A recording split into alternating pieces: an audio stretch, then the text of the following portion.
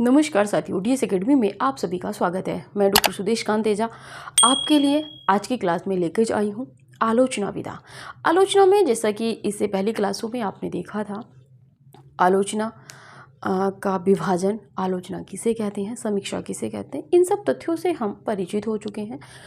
आलोचना का जो डिवाइडेशन था, जो विभाजन था, शुक्ल पूर्व युग आचार्य रामचंद्र शुक्ल जी के नामकरण पे हुआ था। तो उसमें था शुक्ल पूर्व युग, यानी कि उसमें हमने देखा था शुक्ल पूर्व युग में भारतेंदु युग और द्विवेदी युग की आलोचनाएं।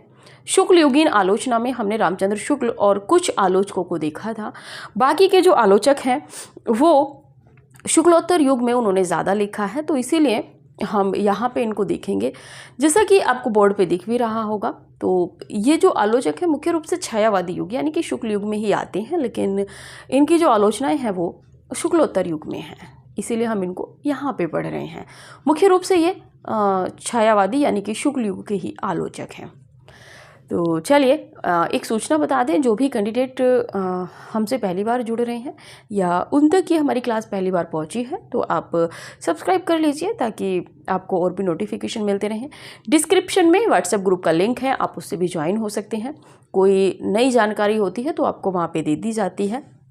इसी के साथ में डीएस एकेडमी के द्वारा टेस्ट सीरीज चलाई जा रही है। अगर आप टेस्ट सीरीज ज्वाइन करना चाहते हैं तो डिस्क्रिप्शन में दिए गए कॉन्टैक्ट नंबर पे आप कॉल कर सकते हैं।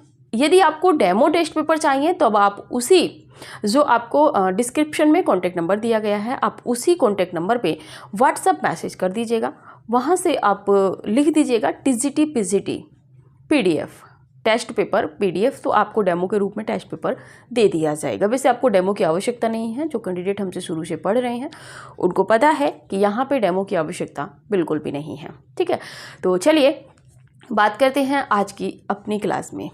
आज की जो हमारी क्लास है वो है शुक्लोत्तर युग में जो आलोचनाएं लिखी गई हैं, जो आलोचक हुए हैं उनको पढ़ेंगे।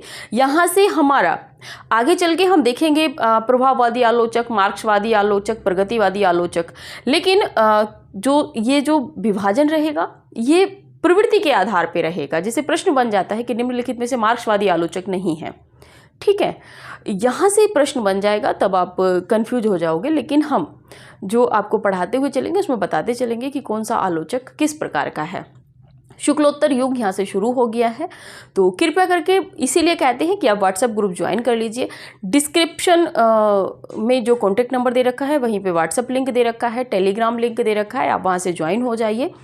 क्या है कि जैसे ही वीडियो अपलोड हो जाती है वैसे ही आपको नोटिफिकेशन दे दिया जाता है। ठीक है, तो चलिए बात करते हैं नंद दुलारे वाजपेयी जी की। नंद दुलारे वाजपेयी हमारे पहले आलोचक हैं। आज के समय की बात करें तो 1906 में इनका जन्म हुआ था और 1967 तक ये जीवित रहे थे। विशेषताएं क्या है? ये छायावादी, स्वच्छंदतावादी, सौष्ठववादी, समन्वयवादी और आध्यात्मवादी समीक्षक कहे जाते हैं। ठीक है, 1906 में है तो जाहिर सी बात है कि 1906 के जो आलोचक या इतिहासकार हैं वो आप देखिए, मतलब जो बाकी है वो आपको पता है कि छायावादी युग में ही आते हैं। जैसे कि 1907 में आपकी खुद महादेवी वर्मा जी का जन्म है, तो आप वहीं से लगा सकते हैं कि आलोचक जो है वो, या जन्म के आधार पर भी कभी कभी हम समय का निर्धारण कर लेते हैं। ठीक है, तो चलिए आगे इन्होंने कहा है, खुद नंद दुलारे वाजपेयी जी ने कहा है, क्या कहा है, कोटेशन महत्वपूर्ण है। मेरा आगमन हिंदी के छायावादी कवि प्रसाद यानी कि जयशंकर प्रसाद और पंत की कविता के विवेचक के रूप में हुआ है। यानी कि इन्होंने प्रसाद और पंत जी की कविताओं की विवेचना की है, ऐसा कहना है नंद दुलारे वाजपेयी जी का खुद का। आगे बात करें, इन्होंने यानी कि नंद दुलारे वाजपेयी ने जयशंकर प्रसाद को मनुष्यों के और मानवीय भावनाओं का कवि कहा है। ठीक है, मनुष्यों के और मानवीय भावनाओं का कवि कहा। ठीक है, यहाँ तक रोकिए इस कोटेशन को। एवं आंसू को, इनकी जो रचना है जयशंकर प्रसाद की, आंसू को मानवीय विरह का काव्य कहा है। ठीक है, तो मनुष्यों के और मानवीय भावनाओं का कवि किसको कहा है? किसने कहा है? नंद दुलारे वाजपेयी ने। किसको कहा है? जयशंकर प्रसाद को। आंसू काव्य को, मानवीय विरह का काव्य किसने कहा है? नंद दुलारे वाजपेयी जी ने कहा है। आंसू किसका काव्य है? जयशंकर प्रसाद का। यहाँ बहुत पीछे पड़ चुके हैं इसको। ठीक है, आगे बात करते हैं। इन्होंने रस की अलौकिकता को पाखंड कहा। किसने? नंद दुलारे वाजपेयी जी ने रस की अलौकिकता को पाखंड कहा और रस सिद्धांत पर अकर्मण्यता का आरोप लगाया है। यहां से प्रश्न बनेगा, ये तो बनेगा ही बनेगा कि रस की अलौकिकता को पाखंड किसने कहा है? नंदुलारे वाजपेयी जी ने। साथ में प्रश्न बनेगा, रस सिद्धांत को अकर्मण्यता रस सिद्धांत पर अकर्मण्यता का आरोप किस आलोचक ने लगाया है? नगेंद्र जी ने, शुक्ल जी ने, नंदुलारे वाजपेयी जी ने, या हजारी प्रसाद द्विवेदी जी ने, या कोई अन्य आलोचक वहां पे विकल्प में विराजमान रहेंगे? तब नंदुलारे वाजपेयी जी ने। ठीक है, देखिए इतना आपको दिया जा रहा है कि यहाँ से प्रश्न आपका नहीं बचेगा, बशर्ते आपको रिवीजन देते हुए तथ्यों को तैयार करना रहेगा। रचनाएं देख लेते हैं, जो यानी कि यहाँ पे रचनाओं का मतलब है जो आलोचनाएं हैं। हिंदी साहित्य 20वीं शताब्दी 1942 महत्वपूर्ण है। जयशंकर प्रसाद 1940 पढ़े रहिएगा। प्रेमचंद 1950 पढ़े रहिएगा। आधुनिक साहित्य है 1950 थोड़ा सा महत्वपूर्ण है। महाकवि सूरदास 1952।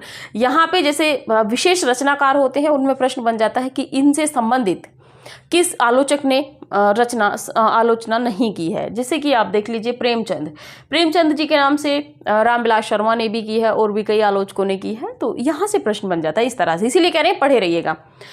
कवि सुमित्रानंदन पंत 1976 का। रस सिद्धांत 1977। ठीक है। महाकवि निराला 1965। आधुनिक साहित्य सृजन और समीक्षा 1978 थोड़ा सा महत्वपूर्ण है। रीति और शैली 1979। नया साहित्य नए प्रश्न 1955 का महत्वपूर्ण है। ठीक है, अब आप इनका स्क्रीनशॉट लीजिए। आगे देखते हैं अगले आलोचक को थोड़ा सा तेजी के साथ में।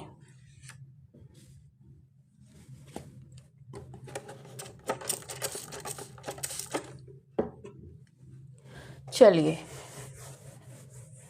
देखिए, जहां पे आपको स्पष्ट ना दिखाई दे आप वॉइस पे ध्यान दीजिएगा।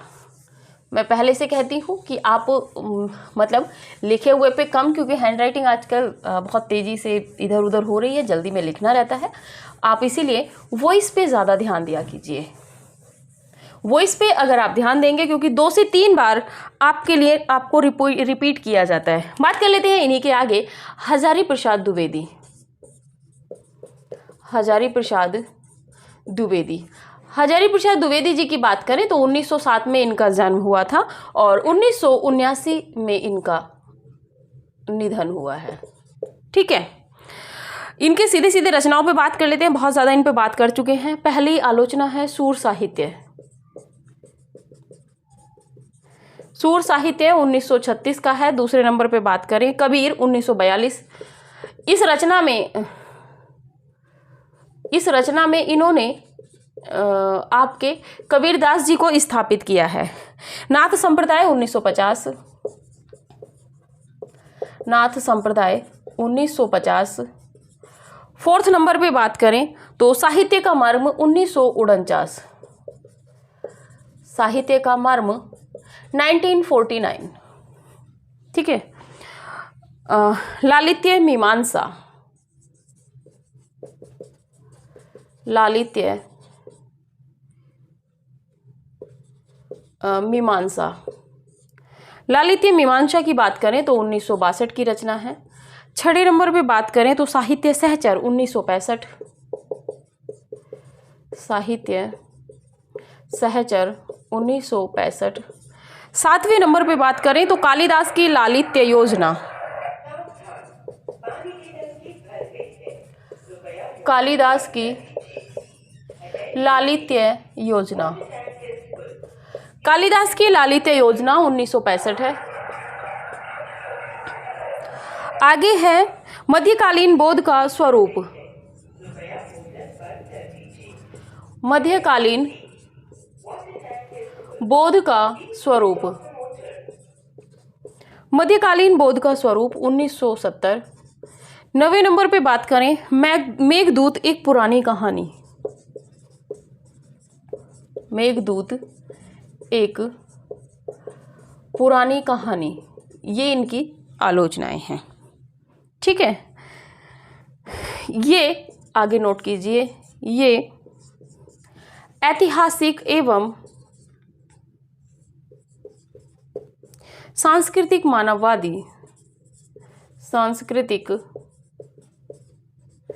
मानवतावादी आलोचक हैं।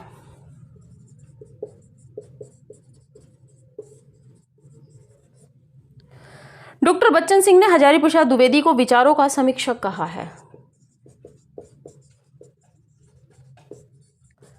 डॉक्टर बच्चन सिंह ने इन्हें विचारों का समीक्षक कहा है। ठीक है, इन्होंने यानी कि हजारी प्रसाद द्विवेदी ने रामानंद को आकाश धर्मा गुरु कहा है।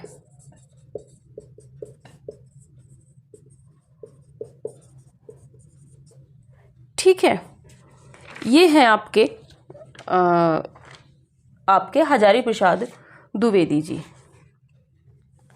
बात कर लेते हैं आगे शांति प्रिय द्विवेदी। शांति प्रिय द्विवेदी, शांति प्रिय द्विवेदी जी की यदि बात करें तो 1906 से 1967 है।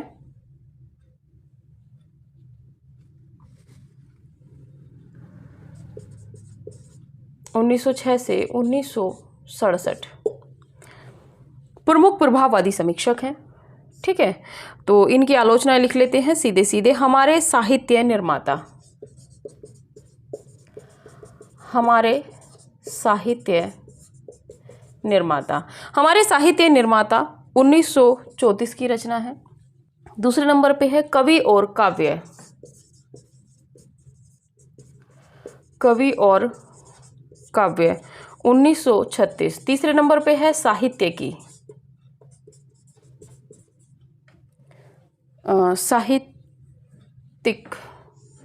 साहित्यिक 1938 की है। फोर्थ नंबर पे है संचारिणी 1939, संचारिणी 1939। पांचवें नंबर पे है युग और साहित्य,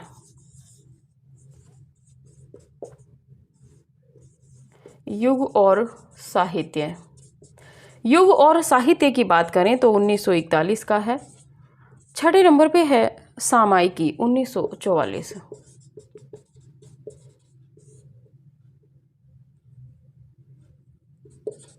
सामायिक 1944।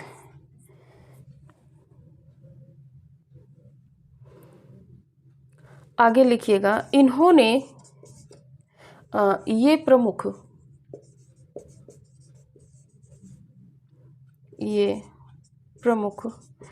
प्रभाववादी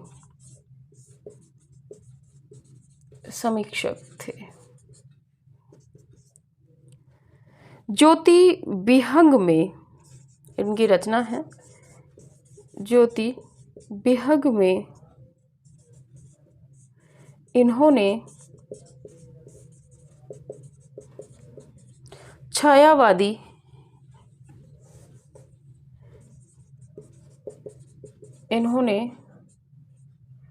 छायावादी कवि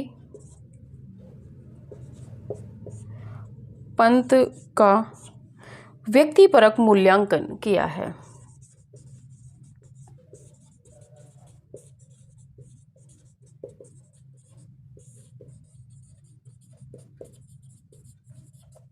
ठीक है,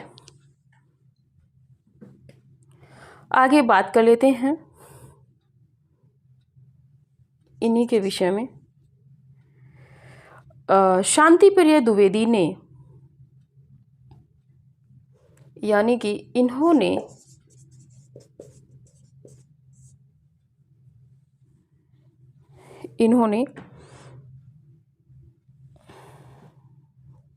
यहाँ से हटाइए इसको, ये कोटेशन है,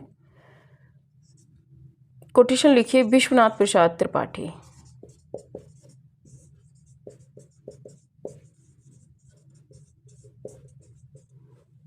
शांति प्रिय द्विवेदी का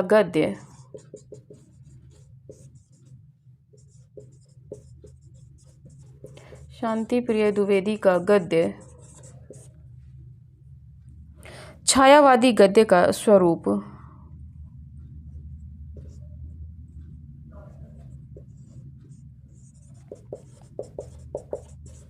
छायावादी गद्य का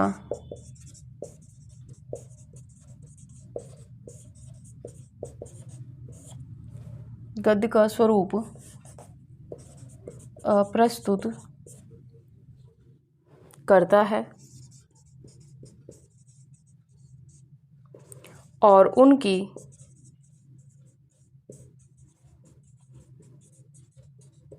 आलोचना को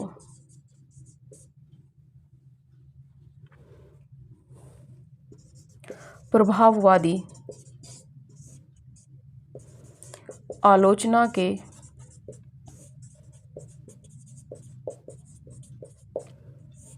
उदाहरण के तौर पर प्रस्तुत किया जाता है।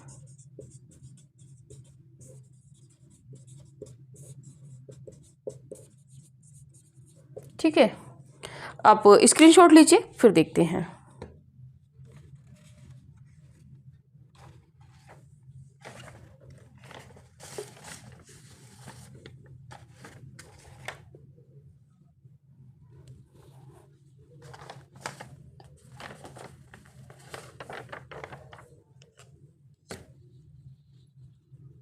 चलिए थोड़ी सी चर्चा कर लें। हजारी प्रसाद द्विवेदी 1907 से 1979 है। सूर साहित्य की बात करें तो 1936 महत्वपूर्ण है। कबीर महत्वपूर्ण है। नाथ संप्रदाय पढ़े रहिएगा, साहित्य का मर्म पढ़े रहिएगा।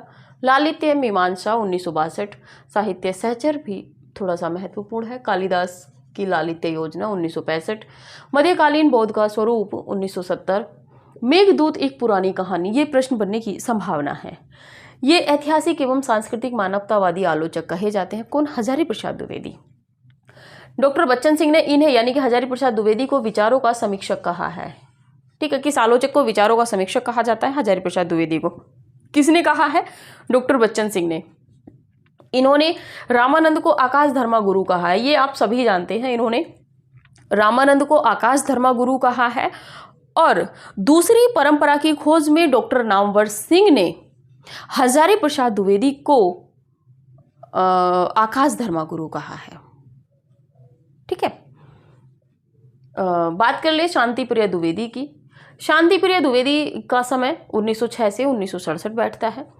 इनकी रचनाएं हैं हमारे साहित्य निर्माता 1934, थोड़ा सा महत्वपूर्ण है क्योंकि इन्होंने इसमें साहित्यकारों का जो है समीक्षा की है। कवि और काव्य 1936 पढ़े रहिएगा। साहित्यिक 1938, संचारणी 1939, युग और साहित्य पढ़े रहिएगा। सामायिक 1944 महत्वपूर्ण है। ये प्रमुख प्रभाववादी समीक्षक थे।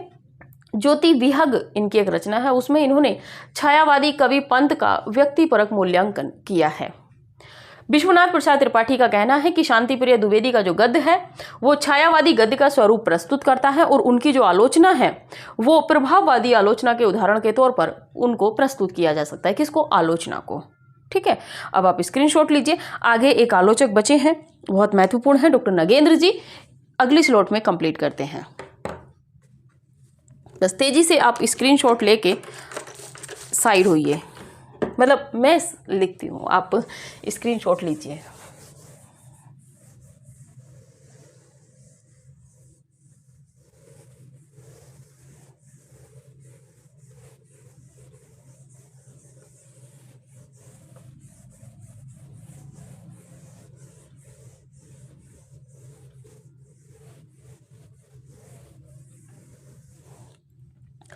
बात कर लेते हैं आगे डॉक्टर नगेंद्र। डॉक्टर नगेंद्र जी की बात करें तो 1915 से 1999 इनका समय ठहरता है। प्रमुख रसवादी आलोचक हैं।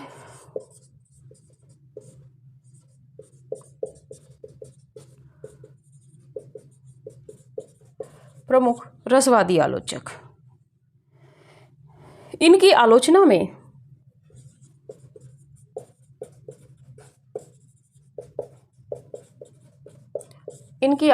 में भारतीय और पाश्चात्य का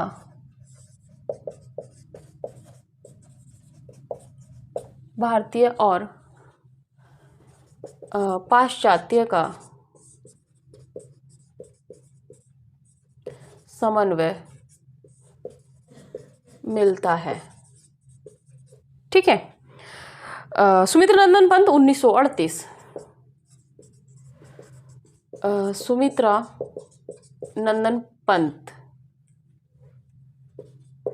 सुमित्रा नंदन पंत 1938 इनकी पहली आलोचनात्मक कृति है। पहली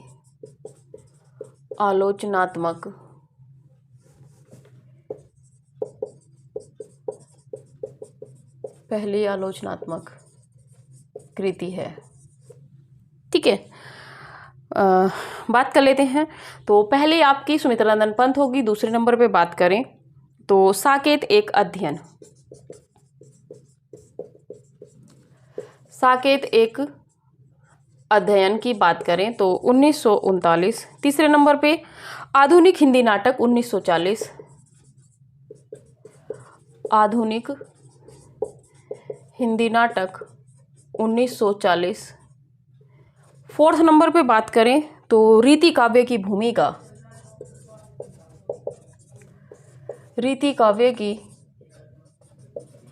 भूमिका, रीति काव्य की भूमिका की यदि बात करें तो 1949। देव और उनकी कविता, देव और उनकी कविता 1949 है। छठे नंबर पे है विचार और अनुभूति 1949, विचार और अनुभूति 1949।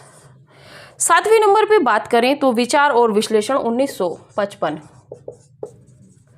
विचार और विश्लेषण 1955। आठवें नंबर पे भारतीय काव्य शास्त्र की भूमिका,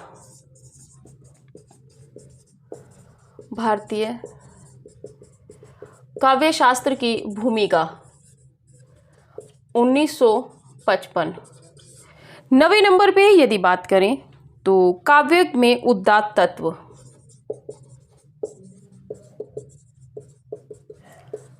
काव्य में उदात्त तत्व की यदि बात करें तो 1958। अनुसंधान और आलोचना, 10वें नंबर पे आप लिखिए रस सिद्धांत, रस सिद्धांत की बात करें तो 1964 का है। 11वें नंबर पे यदि बात करें तो अनुसंधान और आलोचना, अनुसंधान और आलोचना, अनुसंधान और आलोचना की बात करें तो 1961 का है। 12वें नंबर पे बात करें तो कामायनी के अध्ययन की समस्याएं, कामायनी के अध्ययन की समस्याएं, कामायनी के अध्ययन की समस्याएं 1962। आलोचक की आस्था 1966, आलोचक की आस्था 1966। 14 नंबर पे बात करें तो 14 नंबर पे बात करें तो काव्य बिंब 1976। 15 नंबर पे बात करें तो चेतना के बिंब 1976,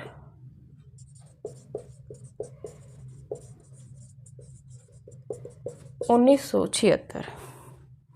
16वें नंबर पे भारतीय सौंदर्य शास्त्र की भूमिका,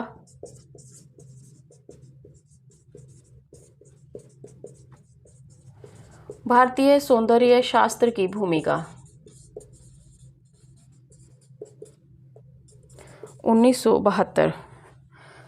18वें नंबर पे शैली विज्ञान, 18वें नंबर पे शैली विज्ञान 1976 का है।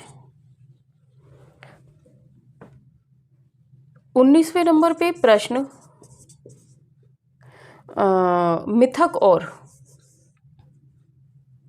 मिथक और साहित्य,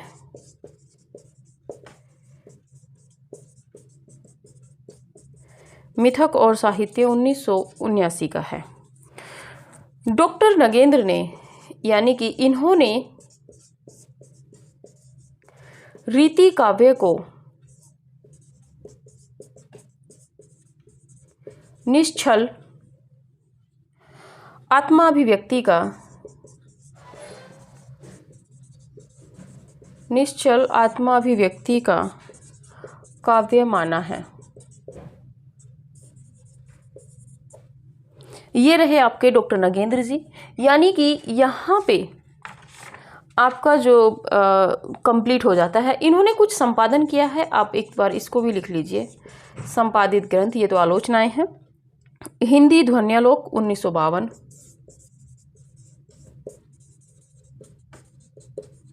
हिंदी ध्वन्यालोक 1952। दूसरे नंबर पे है हिंदी काव्य अलंकार सूत्र, हिंदी काव्य अलंकार सूत्र। हिंदी काव्य अलंकार सूत्र 1954 का है। ठीक है। और तुलसीदास, तीसरा है Tulsidas, his mind and art. और फोर्थ नंबर पे है सूरदास ए,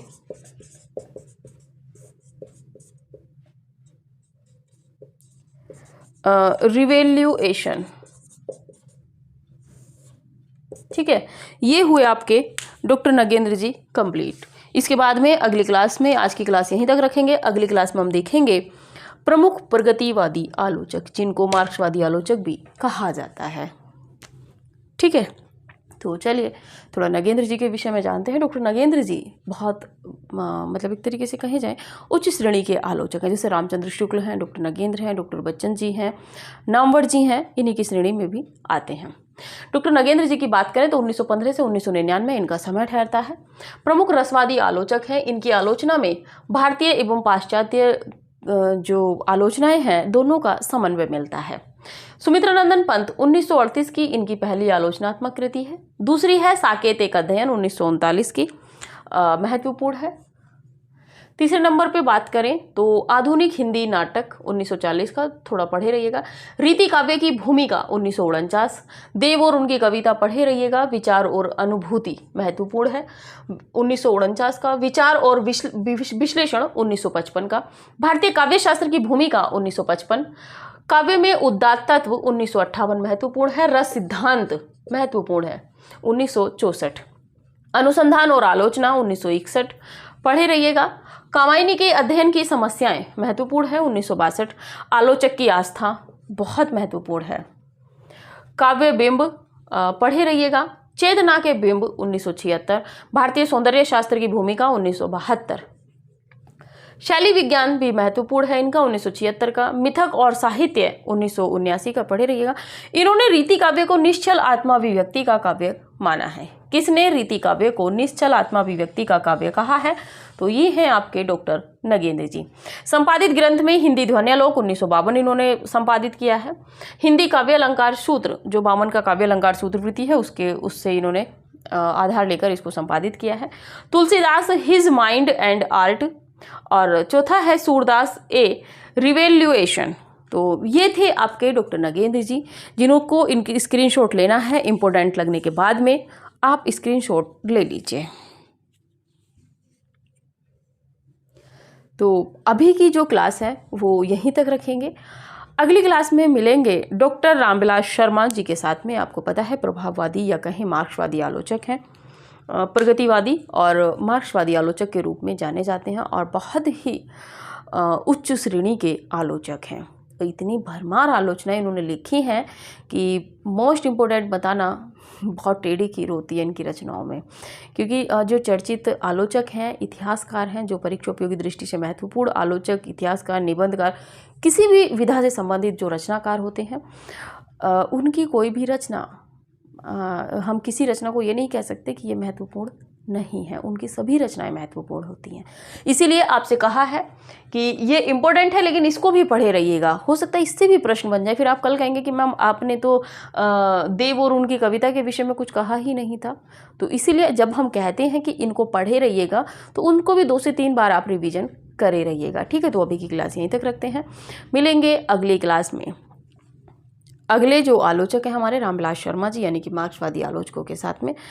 तो तब इनका क्रम शुरू होगा। देखते हैं कितने मार्क्सवादी आलोचक हैं, इनको एक क्रम में ही हम पढ़ते हुए चलेंगे। तो अभी की क्लास यहीं तक रखते हैं।